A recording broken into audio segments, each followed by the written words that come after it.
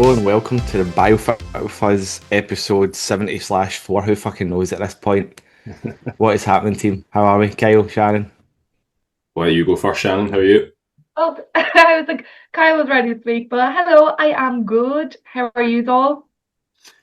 I've been dealing with man flu all week this week, but I'd say if you're a client, you probably know about it because I've told you.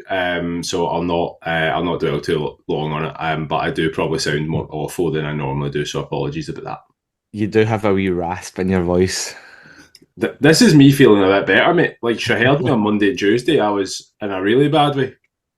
Mate, I'm not as bad as you, but I am tired this week. I've been on holiday for the last 2 weeks. When I say holiday, I mean just like not working in the gym. But I've been more tired not having structure or routine. And I'll tell you something, the wee man has we're getting more sleep now than what we were before the wee man was born. He slept for near 12 hours last night and I am fucking shattered today. I need that. I don't know why. See, when he gets up at like 4, 5, 6 in the morning for a feed, I feel alright. But this 8 hours of sleep is no good for you. Mate, I can't remember the last time I got 8 hours of sleep, so I'm going to say, like, fucking well done, you. I'm jealous. I was going to say you could just see Kyle's jealousy bubbling in, and when you were talking about it, I was like, "Oh, you're touching a nerve there, I Gary." know that. I was actually considering not speaking about it, and then I was like, "No, fuck it. I'm just going to Uh, make Kyle feel worse."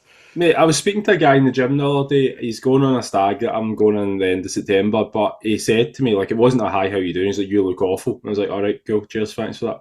And he's like, Thanks, mate. what's happening? And I was like, just wee man's not sleeping. And he's like, oh, I was like, we've got two, and I'll tell you, 12 years, we've never had an issue with sleep, just slept right through the night. And I'm like, I don't need to hear this right now. Right now, I'm going for a period where I'm thinking I might never sleep again. Like, I don't need this. Cheers. Well, I apologise, mate, but I'll tell you something. It doesn't make you feel any better. Well, I appreciate that. I'll tell you what doesn't make you feel any better. Broken sleep and 3 hour bursts. That doesn't make me feel any better either. I Well, can't think any of this. it's nice to hear you're thriving, Kyle, and it's great to see you with a smile on your face. Yeah, I'm literally topped up on caffeine at the moment. That's about the only thing that's keeping me going. But yeah. And he's got a powerlifting competition this weekend. Oh, fucking. I feel like going hammer and tongs into this powerlifting competition as well. Like, it was originally meant to be 5 minutes down the road, and they've moved it, which is like an hour away. And like I've got myself, Shannon, Avi, and Tara competing over four, like essentially it's morning, evening over the 2 days, and it's just. I'll be honest, it's not what I needed for the weekend. So my enthusiasm levels towards that are fucking. They're not high. Grim. Yeah. I don't even want to do it anymore, but look, here we are. You sound like you're right up for it. I'm sure you're going to do well. I mean, fucking says the guy who's been on holiday and just done 26 chicken wings, bringing the enthusiasm. Come on. That's Like, impressive, in my opinion. say that again. That's impressive. Yeah, no more Gary Halfling. I tried to beat the record. It was the day of my photo shoot, Kyle, on it 2 years ago. Yeah.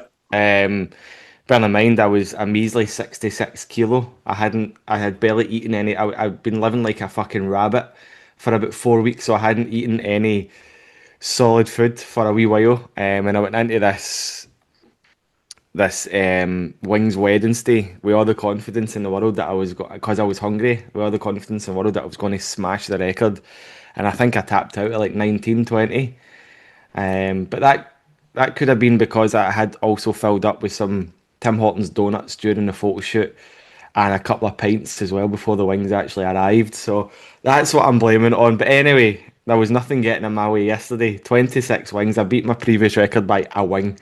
And it was by accident as well, because the way it works is the first plate they bring you out is 10 wings.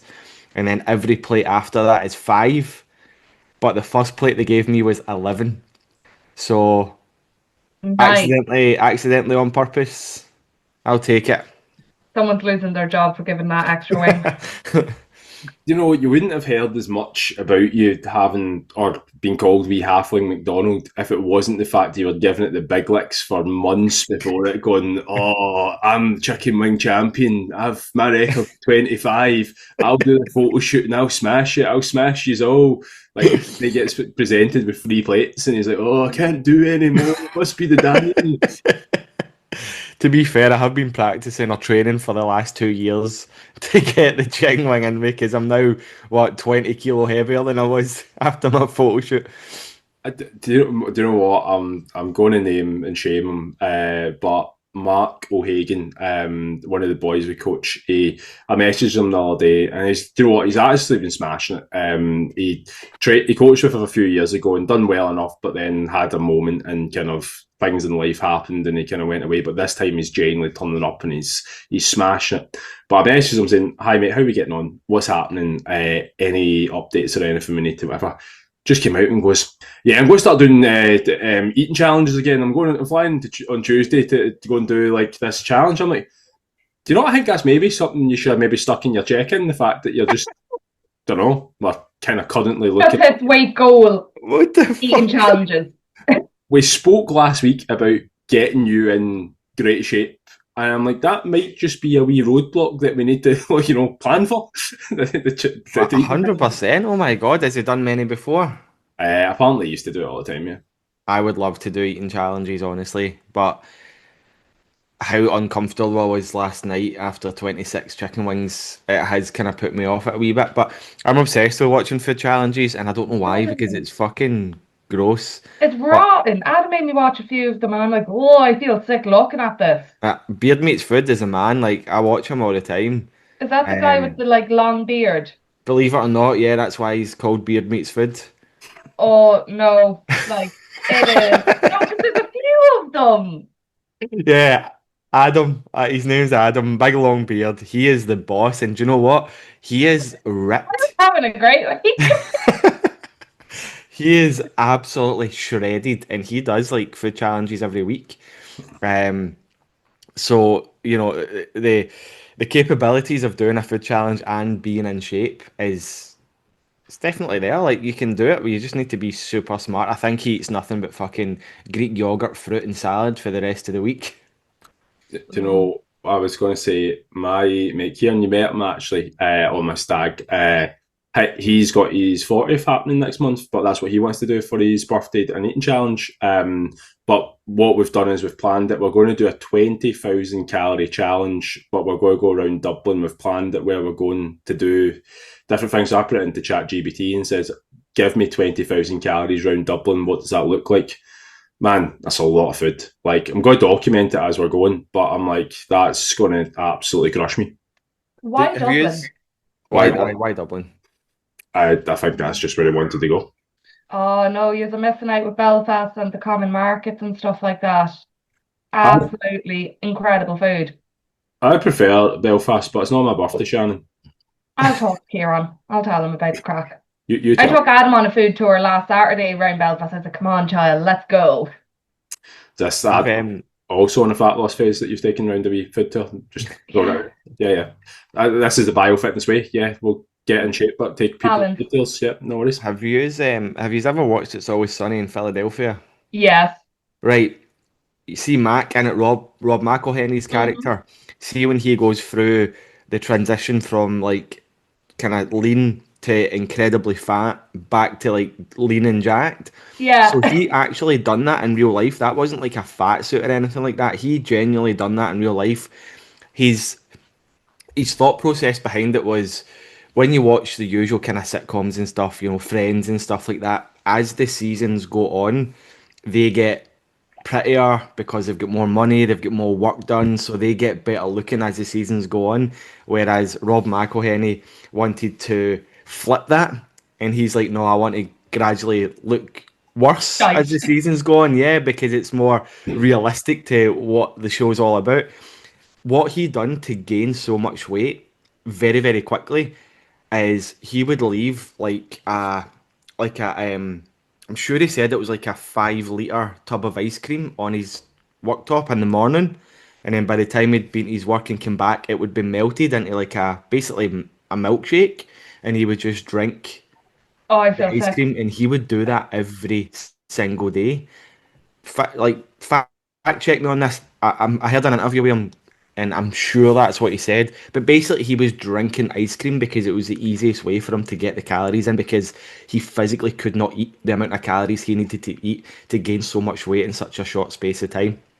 Fucking bonkers. Yeah, I mean, I've heard lots of things like that before where people like if you adding density to ice cream, but then adding like fucking goat's milk to ice cream, and then like adding peanut butter to goat's milk and ice cream, and it just becomes this like 5,000 calorie paste that you're just drinking. And Oh, yeah, that was fuck me up big time. did you ever? I, I mean this with all the love in the world, Gary. I don't think you've probably ever had to take a mass gainer, but yeah. Fucking hell, Kyle. Jesus Christ, man. I'm coming in here just with shots fired, but I was going to say back in the day. Well, I'm more meaning like the likes of when we were at college. Like Deke would be on the mass gainers, and it would be like you'd have to eat 8 scoops of this thing that was just a fucking siege getting it down in the first place. I was going to say I'm assuming you've never tried it like that, have you? No, as you No. said, mate, I don't need to try any sort of mass gainer. I was right in my assumption then.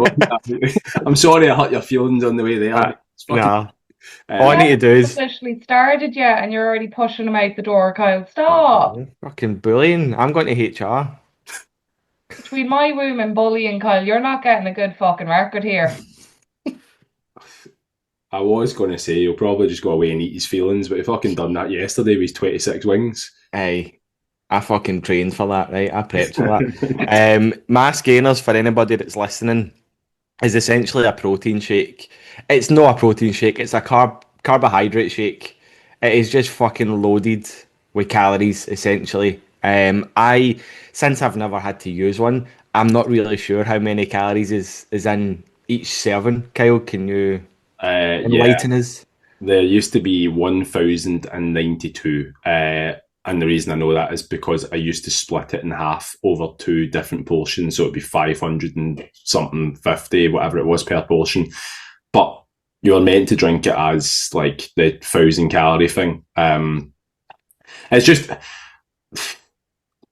yeah, I found it difficult because it actually did taste really, really heavy. Whereas I think if you're actually to do it like realistically, you could just melt ice cream and do it that way, or peanut butter, or cashew butter, or any nut butter for that matter. Probably going to taste better as well than it would with the mass gainer, the powdery mass gainer. Mate, that's it. I walk into supplement shops and I see, literally when I see people who are wanting to buy mass gainers, part of me wants to go, would you not just eat some of the stuff that you really like that's denser? Like a lot of people, when I hear them, because again, we coach people who are looking to put on size and muscle mass as well. I'm like, well, the reason you're struggling to eat that amount of calories is because you're trying to keep it super, super clean and you're trying to have fucking chicken and rice. I'm like, try to eat 3,000 calories of chicken rice is tough, never mind 5. Aye, so good wee little swaps that you can make. See, rather than eating chicken breast, which is super, super lean, have chicken thigh, which is higher in fat content, higher in calories. Instead of having 3 or 5% mince, just have regular fat mince, Yeah, like man. 20% and above. You don't really need to fully change your diet. You're just changing the ingredients that you're having within your current meals. Just before we move on, we never touched on it last week. Fucking Thor deadlifting 505 kilo. Didn't know. What do you think about that? They didn't do it though. He did though. They didn't know. Was it AI generated? No, I'm still waiting for him to lock it out. So he Oh, didn't. come on. He thought that lock. It wasn't completely locked out, Oh, so right? he didn't do it then, did But he? he did. He lifted 505 kilo off the floor to waist height. Nah, but that's not an actual deadlift. There's a reason deadlift standards are there, and by deadlift standards, I don't want to be that guy. But he didn't do it. But you are being that guy. Okay, well, I have to be that guy because you're not being that guy. He didn't do it. He fucking lifted 500. Anyway, right. He never locked it out, but it's still impressive the fact that he got it to where he got it to. He'll lock it out the next time. He's well capable of lifting it. How Well, about that? A win-win for both. do you know why you didn't fully lock it out?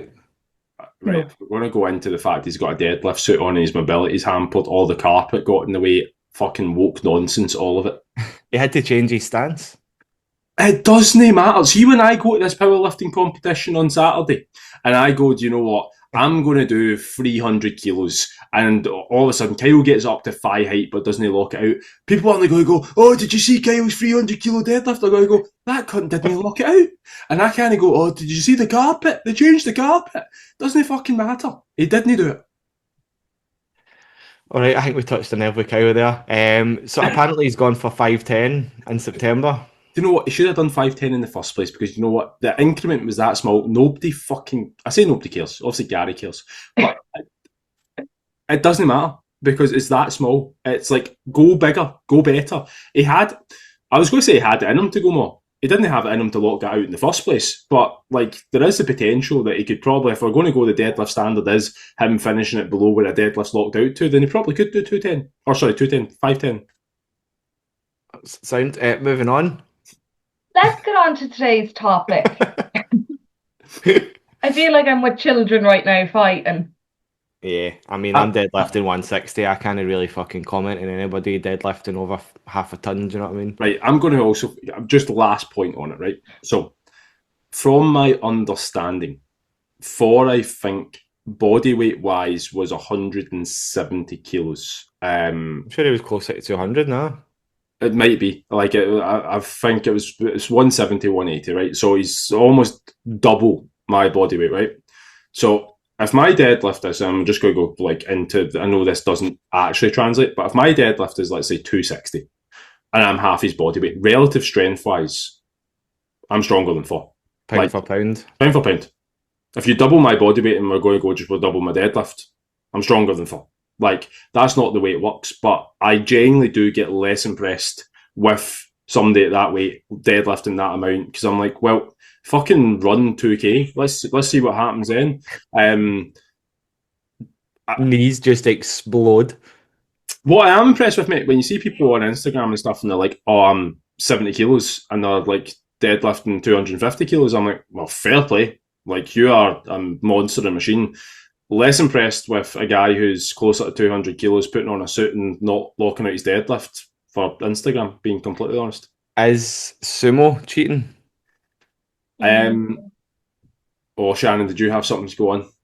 I said no, because if it was cheating, then it wouldn't be allowed in a professional competition. Like, I personally don't like it. I think it's Cheating? not cheating, but like there's less range of motion for it. If it's cheating, then it wouldn't be allowed full stop. So like, it's obviously not cheating to an extent, but like the difference between doing conventional and deadlift and a sumo one is like, you don't have to lift it that far off the ground. You're still lifting the weight, don't get me wrong, but you don't have to lift it as far. So yeah, it's not cheating, but I don't like it. Well, I would argue that Thor didn't lift his that far off the ground and he didn't do sumo. But I would say on that, sumo, yes, there's less range of motion, but as someone who has done sumo for significant blocks, and I don't really think it's that much. It's a skill again. It's like, I think if you do it for long enough, you can get it. It's not just like your deadlift translate, all of a sudden you do like a sumo deadlift and it's significantly easier. Like, I do probably think it's that different to deadlift and not conventional deadlift. I wouldn't mind seeing separate competitions for them, where it's like there's powerlifting competition for people who sumo deadlift and a competition for people who conventional deadlift, because I do think it makes a difference. But I wouldn't, like, sure, powerlifting struggles that much as it is, never mind that, putting separate divisions in there. So yeah, that's what it is. Coming away from like the powerlifting competitions and stuff like that, what do you think about trap bar deadlifting? Would you count that?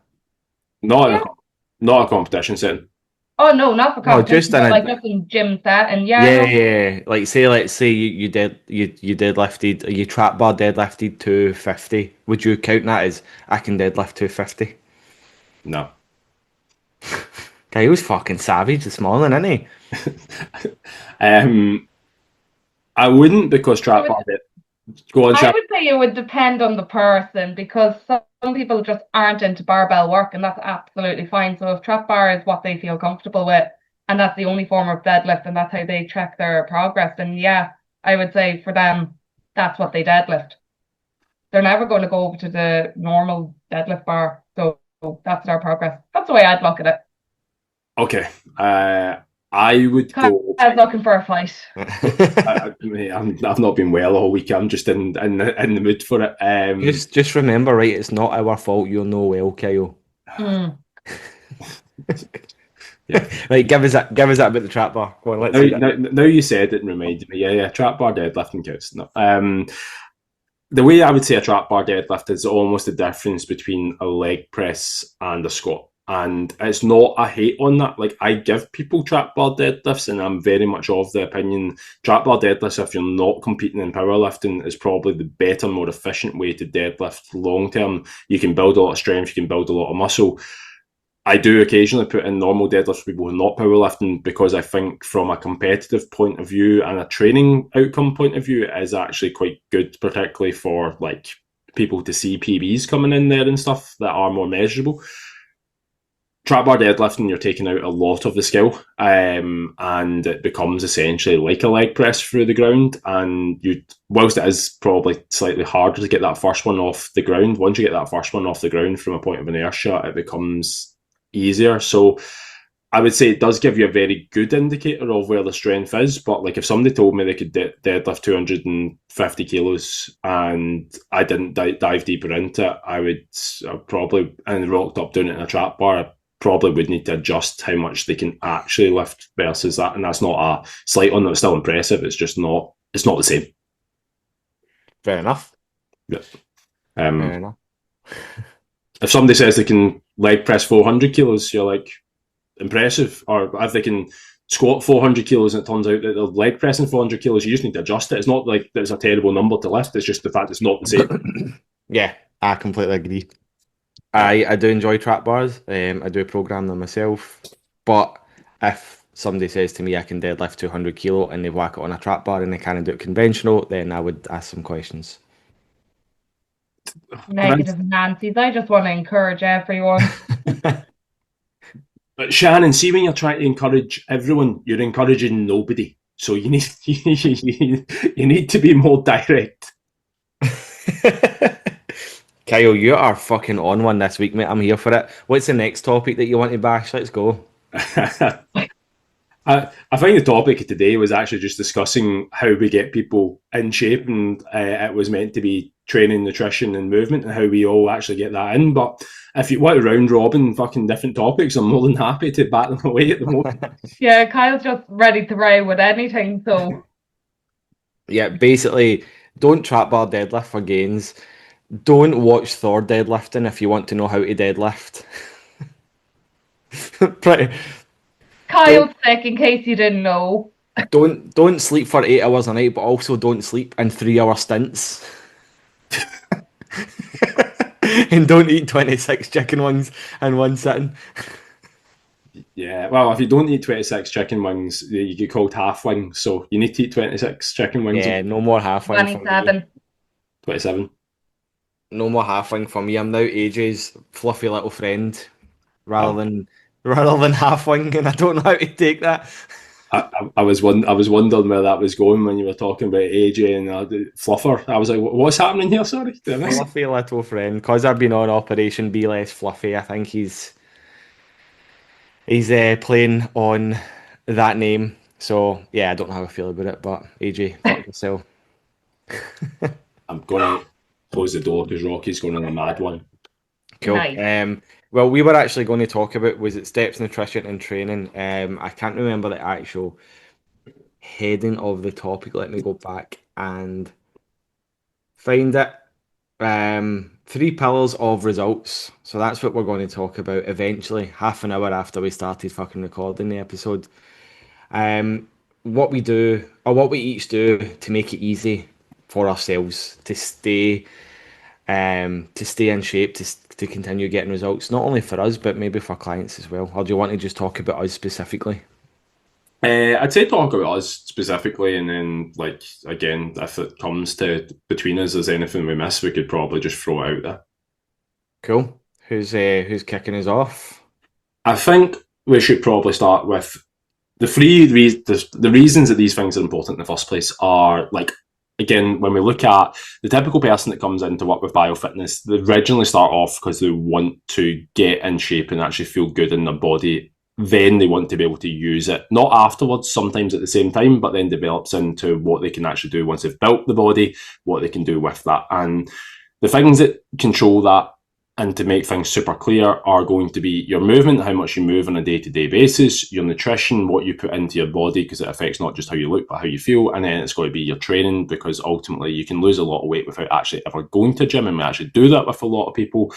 Going to a gym for the main purposes of it is to build better shape so that you don't just become a smaller version of yourself, but you become the better looking version of yourself, not just like Russian dolls. We all know someone who's lost a lot of weight and they don't look significantly better for it. But that's the primary reasons we use it. Now, again, training can be developed more specific towards your goal, but they are the reasons that we use them in the first place. So it needs to be specific and relevant to you and your goal, but they can all be manipulated. But if we were to start on movement first, how much people move on a day-to-day basis, I think all three of us at the moment are slightly different situations, but it's fairly, like, I think it's fair to say that all of us sit down on a laptop for large parts of days and are more sedentary than we would have been 5 years ago. So with that, there needs to be certain things we put in place. So I'm going to go last on it. I'm going to go ask Shannon first. Week off there. How do you structure your movement on a day-to-day basis to make sure that, because a lot of people do struggle with step targets, movement targets, don't have time, don't have energy, don't have structure, how do you personally, and just you, get your steps in on a day-to-day basis? On a day-to-day basis. Okay, sir. First thing I do in the morning is I do a wee potter about the house.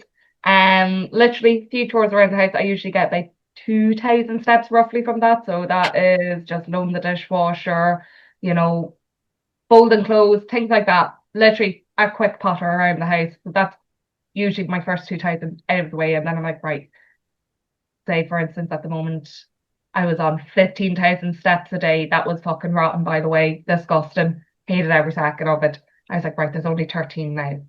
There is a short walk that I can do. It's about a 40-minute walk. It's literally down to the donkeys and back from my house because I live in the countryside.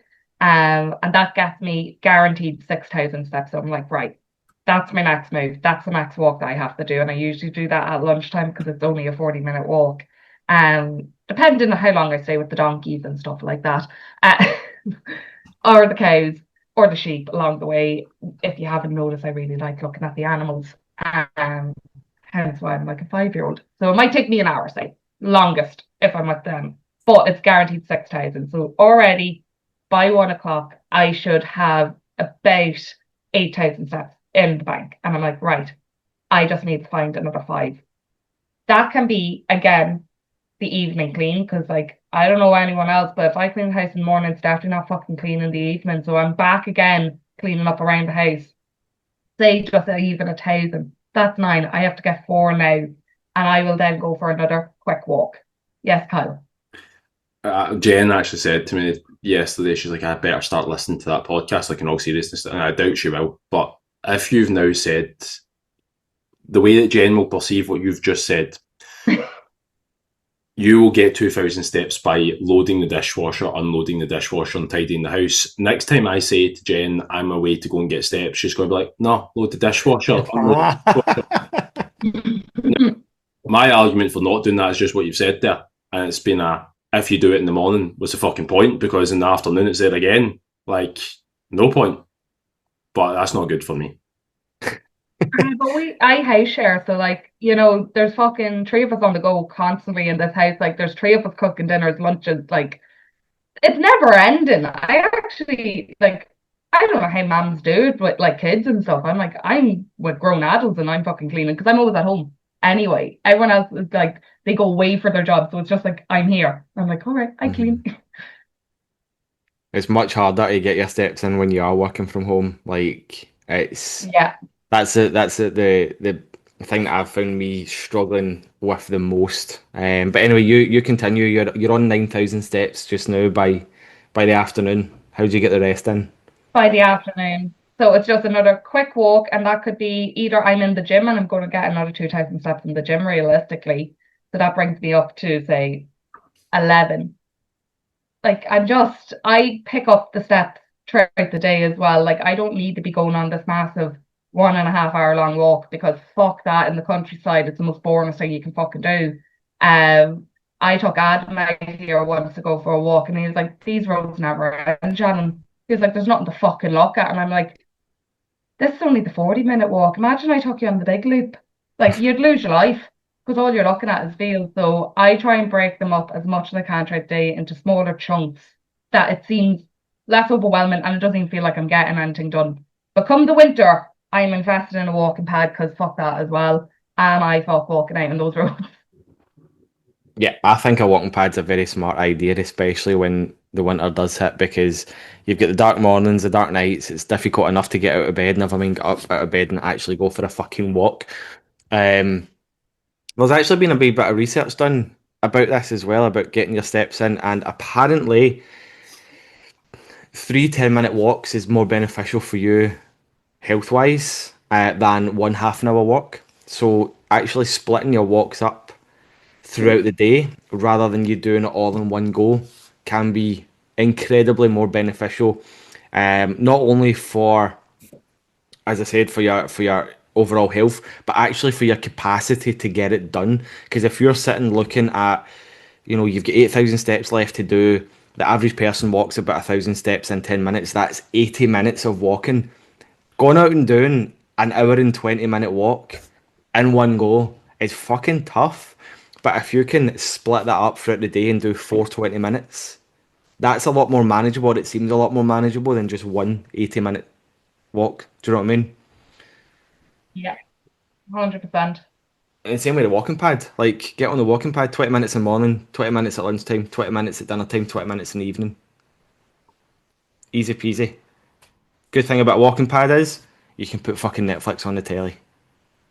You can watch what you want, listen to what you want as you're walking in the comfort of your own home. 8,000 steps, just like that. Kyle, what you got to say? Got to ask if there's anything decent on Netflix. I've scrolled through it the last couple of times. I can't find the fucking thing. It's Always Sunny in Philadelphia. No, I've been watching Brooklyn Nine-Nine for the start again. That's a good laugh. Good choice. Never seen It's it. good. There you go, I mate. started watching Normal People. It's good. It's good. We just have it on as kind of background noise, but it's good.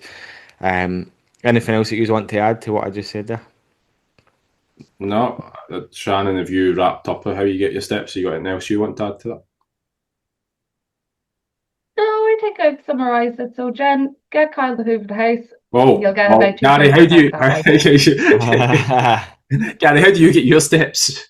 Mine's is totally different from Shannon because right now there is no solid structure or routine in my life because of the wee man. So right now it's still a case of trying to figure out how to do it essentially. Now I'm very lucky because I work in a gym Tuesday to Friday. That's when I get the majority of my steps for the week. Right? I'm not hitting 10 to 12,000 steps every single day. On a Monday, I'm sat behind the laptop for a very long time. That's check-in day, or it's where I do most of my check-ins. It's admin day where I'm getting everything sorted for the week ahead and stuff like that. So I'm stationary for a lot of the day. Stationary, is that the word? For a lot of the day on a Monday.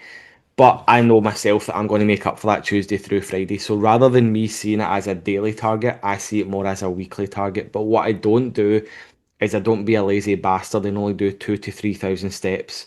I have a minimum that I like to hit every single day, and that minimum is between 7 and 8,000. So about 7,500 is usually where the magic starts to happen when it comes to getting steps in.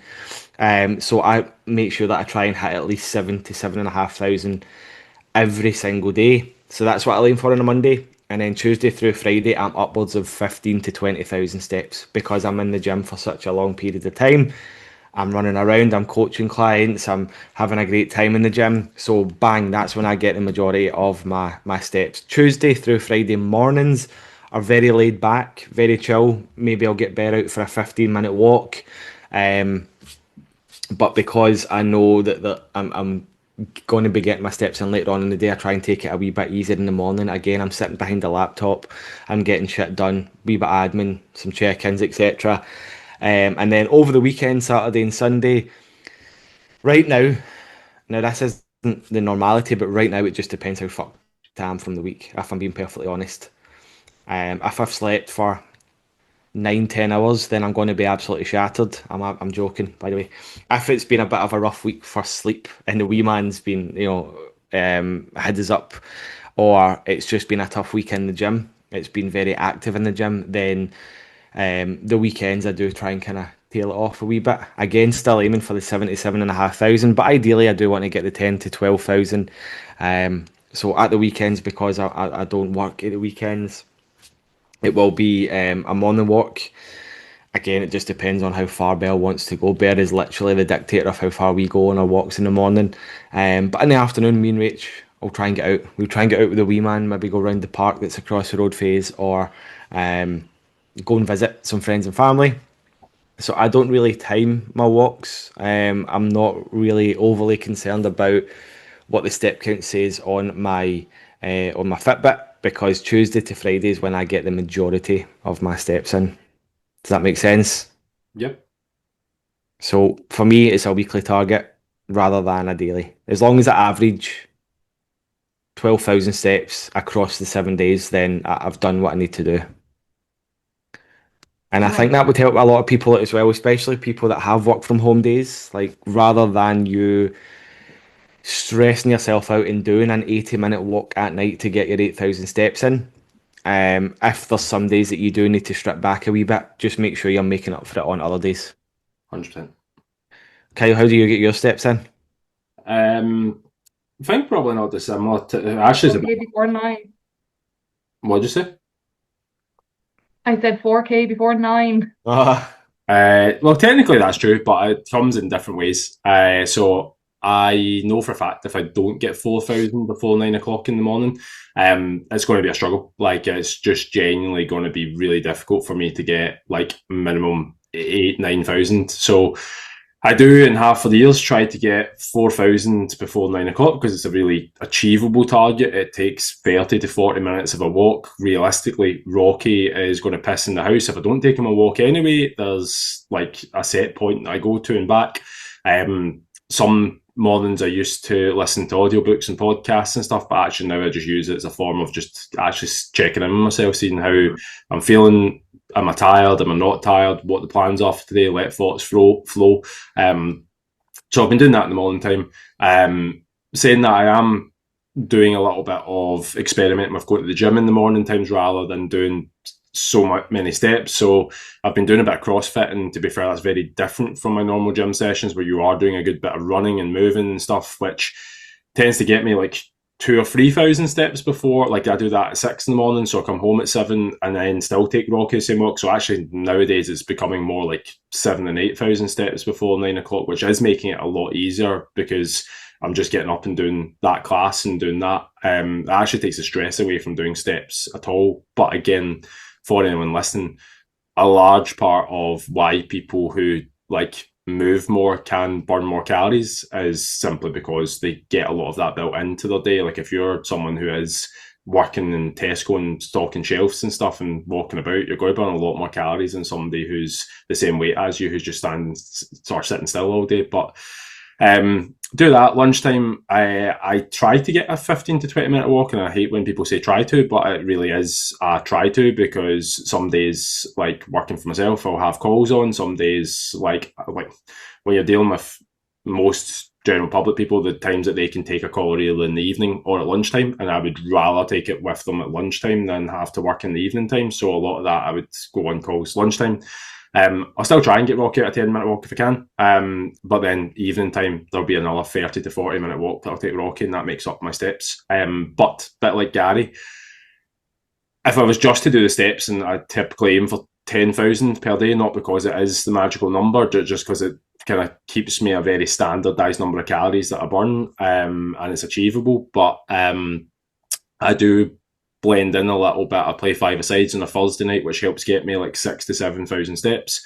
I try and go a run on a Wednesday morning. I've tried to do that, and that gets me again anywhere between 5 and 10,000 steps. And then on a Sunday we have a run club. So there are things that if you actually looked at my average and I get those in, I'll probably average about 14,000 steps throughout the week. Albeit I'm only aiming for 10, but there are days where I get 6. Generally, there's days where I get 6, but you'll find my average is brought up by 5-a-sides, running, CrossFit, those type of things. Aye, and just because you touched on running there as well, I was reading a wee bit of research about kind of walking versus running as well. What's better for getting your steps in? What's better for burning calories essentially? And the difference. So what they done was they tested the same distance walking to running, and the difference in calorie burn, for example, wasn't that much more for running. I think I'll use easy numbers here for the sake of this example. Let's say distance wise, walking a 5K, you burned 100 calories, but running it, you burned 120. Now that's completely way off, like with my numbers. I'm just using these numbers for the sake of easiness. To So, simplify it. what's that? To simplify it. To simplify it, exactly. So the difference in calorie burn isn't significant enough to say you should be running all your steps because you're going to burn more calories in the long run. Whilst that is technically true, it's not that much more. Plus, running is extremely taxing on the body. It's very demanding. It's very it takes longer to recover from running than it does from just walking. Yes, you'll get your steps done quicker, but is it really worth the physical demand to run your steps all the time than to walk? Now, I'm not saying don't run at all. I'm fucking running right now because I've got a half marathon to train for. But you can mix it up. You know, you could do wee runs here and there. You could do 3K on a Wednesday and make that a regular thing. But yeah, don't feel like you have to run just to get your steps in because you basically burn the same amount of calories running or walking. It's just the time difference that's the biggest aspect and the physical demand of it. Quick, quick pro and con to running. I think con is the fact that you can get hungrier, and the fact that you're right, it is more taxing. I would say it's less so if you're running for under 20 minutes at a conversational pace. It becomes more taxing the higher intensity that you run at and doing it without oxygen. But it is going to ramp up hunger levels. That's typically why when someone does it, it might not be straight away, but like you might find 2 hours after you run, you've went from not being hungry at all to absolutely fucking famished. And the pros are the fact that like for a lot of people, like especially if they're not actually doing gym sessions and stuff, they do a bit of running, they actually feel like they've done something, the endorphins are going, they're more incentivized to eat healthy, and all of those things, the blood flow, there are positives to it. The underlying con to that is the fact that because people then feel like the endorphins are going and they've done something, like if you've got the type of mindset where you've now earned your food and you can eat anything, that's where it's a very dangerous game when you start to put a wee bit of those things in, which is why it's important to control it. See, that's why I done 26 wings yesterday because I went for a 25-minute run yesterday morning and hadn't had anything to eat before the wings. Mate, So I was hungrier and I'd earned those wings. I know that clearly you're joking about that, but there are genuinely people out there who do that, and that blows my fucking mind. Mate, when you first download MyFitnessPal and you don't set it up right, the settings that MyFitnessPal comes with, when it links to your health app or your fitness app within your phone, that actually rewards you with the calories that you've burned. I think we touched on this in podcast before, but basically, let's say I went to the gym for an hour and I burned 350 calories. That would then add those calories back on inside MyFitnessPal because I've burnt them through exercise. So rather than me just eating 2,000 calories for the day, it would then say I'm able to eat 2,350 calories because that's what I've burned through exercise. So it's not just, it's not just us and our mindset. Like we have fucking apps working against us as well. It blows my mind. Why is that being programmed to be like that? It's fucking insane. I got a leaflet through my door. I could probably go and get it at the moment. No, sorry, Jen picked up at the pharmacy, but on the leaflet, it pretty much is a prescribed pill. That actually on the leaflet it says Hmm. you can lose weight while still enjoying the foods that you enjoy by taking this pill. And I'm like, we are in 2025 and we're still because you know what people want to believe that and Yeah, like yeah, whilst we pander to that like people will always do it and I read more about it. It's like, oh, this binds to the fat before it gets into your body so it stops you from. yeah.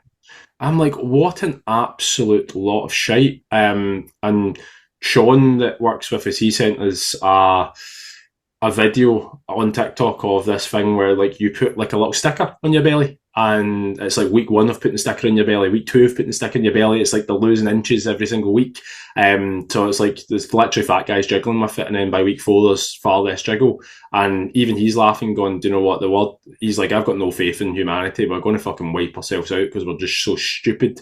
I was like, but genuinely there'll be people out there who are desperate who want to believe they can or they can't change their food but want to believe they can put a sticker on their belly and they'll lose weight. But imagine how shite we wouldn't have survived as a species if we weren't able to store fat because somebody put a fucking sticker in your belly. Like, wouldn't. It's- what is fucking wrong with this industry? Oh my God. I feel like I'm going to go on a Kyle rant. I'm having a Kyle meltdown here. Brave, mate. Brave. Genuinely, but what the fuck is wrong with this industry? I've been getting really. I think r- we both need Sorry, a bit of ashwagandha. Shannon, you look I like said you're I think we about. both need a bit of ashwagandha. You look like you're being recorded by a potato. I'm I don't know. gone. Uh, Shannon looks like a PS1 character. You ever? PS1 Hagrid on Harry Potter. Just I don't know pixels, what's mate. happened to your camera. It's you went so blurry. All I heard from what you said was ashwagandha, and that was it. Can you That's hear all we me need to now? know. That's all we need to know is ashwagandha from the pixelated Shannon. I was Is it any better? you froze now. You went up to PS2, but then froze. Oh, I was they just gonna keep telling me say, my internet's funny, and I'm like, what? yeah, No. You your can't. internet's definitely funny. I thought it was my internet for a wee minute there, but Kyle, you're still clear as day. You can't tell the internet's dodgy at all, Shannon. Honestly, nobody knows. Um, right, what I was going to say was I've been getting really pissed off with Slimming World these last couple of weeks, and it's because I know somebody that's currently doing Slimming World. And I had the debate. I had a small debate with her, and she was like, "If Slimming World, oh, Kyle's just swiftly exited the podcast. He's had enough of Slimming World as well." Basically, what she was saying was, if it doesn't work, then why am I losing weight? Why is it so popular? Why is it so well known if it doesn't work? And trying to explain to someone that it's not that it doesn't work, it's the education side of things, it's what they're teaching you that is wrong, that can lead to very disordered eating and a disordered relationship with yourself and with food. And she basically proved my point last week because she had our diet class, that it's called. She had diet class on Tuesday afternoon and starved herself all morning while she was at work just for the weigh in because she was scared of the scales going up. And I'm like, you are proving my point that this is creating disordered eating patterns. You are claim no joke, I am not joking. Kebabs are free. I'm going to Slimming World. Kebabs I'm are going to flip world. free on Slimming World. When just the meat though, you're not allowed the naan bread. You're not allowed the bread, which is probably where the least amount of calories are. But kebab meat is free because it's meat. And Mm. I'm like, what? So I've been getting really fucking annoyed. But because it's a member of family, I've promised myself that I'm just going to sit back, let her do her thing. Will she figure it out for herself? Probably not, because it'll be that cycle of she comes off Slimming World and the weight slowly goes back on. Oh, I better go back onto Slimming World again because that's the only thing that was working for me. There is no thought process behind it. The amount of protein that she's eating is probably negative 50. Like, I don't know how anybody could eat minus protein, but she fucking finds a way. Um, so it's just been, yeah, it's been very frustrating to watch, and it's been very frustrating trying to bite my tongue. But I mean, who knows more about fat loss? A woman who is not qualified in nutrition, who gets paid to take these quote unquote diet classes, or someone that qualified as a PT 10 years ago and has made this his lifelong his lifelong passion to help people be educated in and around food. Who knows more? Who's she going to believe more? I'd go with option A, mate. Slimming World. Of course, yeah, of course.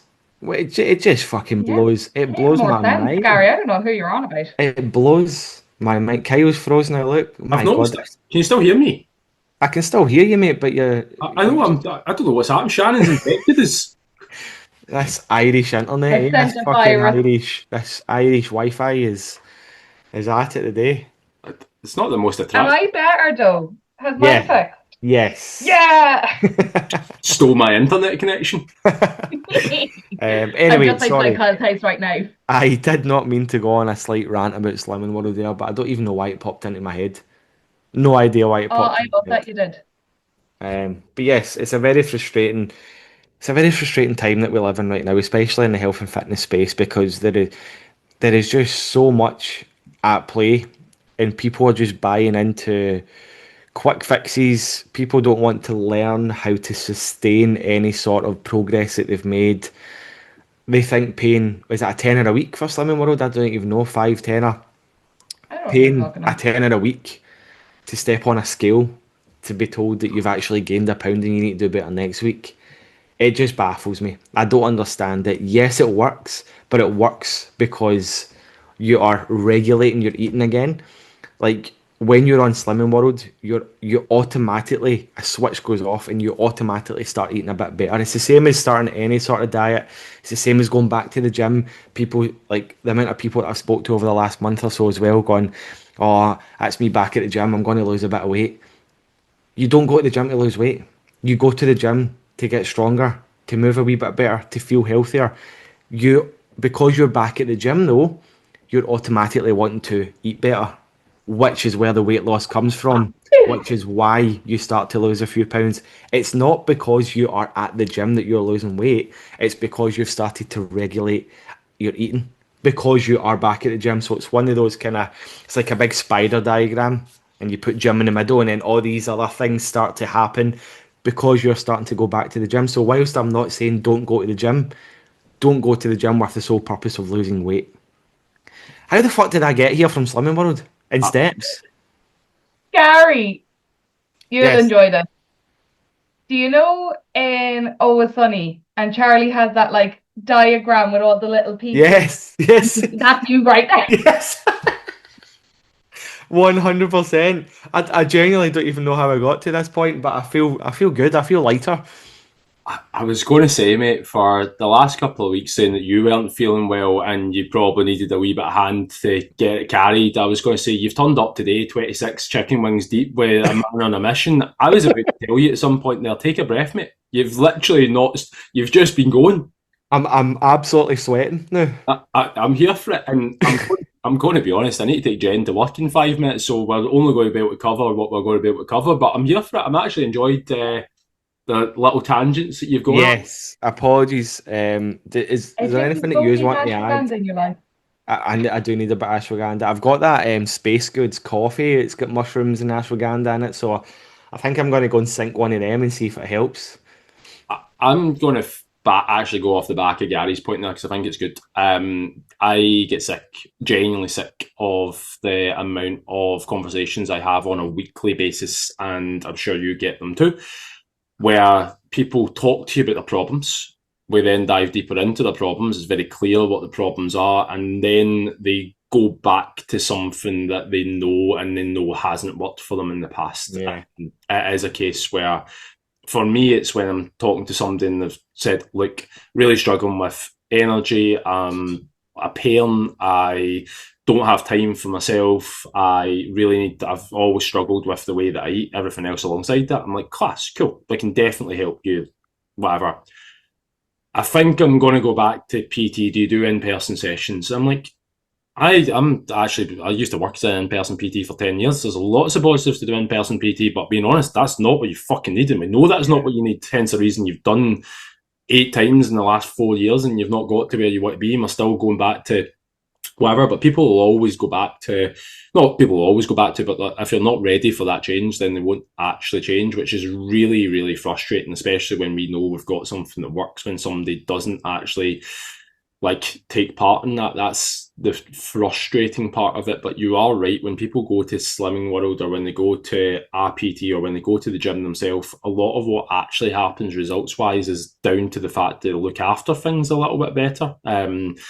I used to be, when I used to have PT clients, like the ones that would always do better are the ones that in their head they're like, oh, I'm just going to eat a bit tidier, I'm going to stop going out the weekends, I'll start doing a training session on a Sunday rather than being hungover on a Sunday. Like, all of those small things is actually just the fact they've started subconsciously controlling food rather than me putting in this magical plan. That's the way it works. But in terms of like the likes of, I think Slimming World can work for people, and I think that like PT can work for people, and I don't want that to get me wrong. It's just probably not the most direct way of doing it, but a lot of it is down to, like, any of us could save money by not going out at the weekend or going to shopping centres or like just spending money. That's the simplest way of, there's two ways of saving money, is earn more money and put more aside, or stop spending as much money. Realistically, what Slimming World does is just pretty much stops you spending your calories on things. Because if we take the kebab example, that means somebody's more likely, if they're going to have a takeaway, they'll order a kebab and they'll have kebab meat without the pitta, and they'll not have the sauce and the chips that they normally have with it, but they've already removed probably 1,000 calories from their kebab that was 2,000 calories. Is it ideal? No.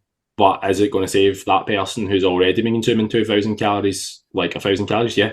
Is there better ways to set it up? Like 100%. But to wrap up this point, I was going to put a post out about, if you were to buy a 500 quid car, like, what would you expect it to look like? If somebody told you they had a Lamborghini and they bought it for 500 quid, you wouldn't believe them, because that makes no fucking sense. Like, it doesn't. There's nobody that's driving a 500 quid Lamborghini. But why do people think when they spend absolutely fuck all in their health and fitness that they're going to look like a Lamborghini? It makes no fucking sense to me. If somebody spent 500 quid in a house, what would you expect it to look like? It's not going. If you turned up to somebody's house and it was a mansion and they said I spent 500 quid on it, you wouldn't believe it, because it doesn't fucking happen. So there is a correlation between how much you spend on your health and fitness, how much you invest in yourself versus the output that you get. But if you're trying to spend a tenner here or there, or continue to do cheap programming and everything else, you're going to end up, again, you're not going to have something that looks like a Lamborghini or a mansion. Not that they're saying that's what you need. It's a good analogy. And now, granted, I understand that people maybe can't afford 500 quid for coaching, and they maybe only can afford 10 quid a week for Slimming World. Just be aware that what you're learning in Slimming World is not what you need for long-term health benefits or weight loss sustainability. It's, for a start, as I said, you're working with someone that is not qualified in the health and fitness industry at all. They're just is it an ambassador or whatever it is for Slimming World. They don't educate you on why your weight fluctuates on a weekly basis. So just be careful now, Kyle. I will wrap this up, mate. I know you're having to shoot off here, so shall we tell everybody where Nice working. shall we? Do you want to say what? Just Just with Slimming World there, because I know someone that goes to Slimming World, and when you mentioned the scales, they don't consider your time of the month at all, like, for that fluctuation. So, like, one of the girls I know, she goes to it, and it was the time of the month, and she was up 4 pounds, and they're like, "Oh, you did bad this week. Everything was on point. Her nutrition was on point. Everything." And they're like, "Not good enough." She goes, "Oh, it's my time in the month." And they were like, "Oh, look at these excuses." I was like, "Cheeky bitch! How dare she say that to you?" I think we should all go to one Slimming World meeting when I'm over in Ireland. Let's And just then go all to go. Wing Wednesdays in Bruges. Yes. Let's just all go. When I'm over in Ireland, we'll find a little church, because it's always church or little city halls in it that run Or them. community halls. Community hall, and we'll just fucking go and just cause absolute chaos. The thing, right? See what's gets to me on this, right? You could have an absolute shanner of a week. I after my stag dropped 2.5 kilos because I was dehydrated as fuck. But like felt lean. I was like 2.5 kilos down. If I went to Slimming World, they'd be like, "Oh, great job this week." But that reinforces the fact that me acting like a fucking handicap like has worked out well. On the same side of that, like there's been weeks where I've done everything right and like the scales haven't moved at all. And it's been a delayed response. But if somebody told me, I was like, "Oh, you've done a shite job this week," I'd be like, "Mate, you don't know my struggle. I've got up. Aye. I was like, I've got a wee guy who's I'm not sleeping. Like, I've got a dog that's going to piss in the house if I don't take it my steps. You tell me I've done a bad job." Fucking Simon there at his fucking Slimming World, Specky Spotty Simon, fuck him. Simon the prick. The prick Simon. By the way, just a quick one as well. I can't believe I said naan bread for a kebab instead of pita bread. What I fucking did, world am I living in? I did hear you on that, mate, but I was thinking that's maybe something they have in Glasgow and don't have over here. So I Mate, was, you lived in Glasgow for 20 odd years. You fucking know it's no naan bread and kebab, mate. mate, but I've also not lived in Glasgow in about 13 years, so I don't know if you've changed the systems. No, that was just me being a fanny and not knowing the difference between naan bread and pita bread. Right, so to recap, I only Simon's had my a prick. first kebab in Portugal that Yeah, time. yeah. Shannon, Child gave me my first I kebab. bought I bought Shannon's first kebab on my stag, which is a whole different conversation for a different podcast. But the things we have recapped on this: Simon's a prick, Gary's a fanny, and Shannon's a PS2 character. So Yes, and Kyle's very angry this week, so hopefully we'll get a better version of him I next need week. that ashwagandha. Yes. a better version of me, a stronger Wi-Fi connection for Shannon, and Gary, who's probably back being tired again because he's not had 26 wings. 100%. I'm back at work this week, so yes. Right, everybody. Shannon, where can they find you? Shan_biofitness 2N. Kyle, where can they find you? I was about to say where I forgot I had to say Gary. you can find Shannon on a PlayStation 1 when you play Tekken. Kyle_biofitness. Gary, where can they find you? Gary_biofitness. Fucking They love have. it. As always, I'll put the actual links to the Instagram pages in the description below on Spotify and on YouTube. Thank you, Dave and Toby, for the tunes as always. See you all next week. See you next week. Bye.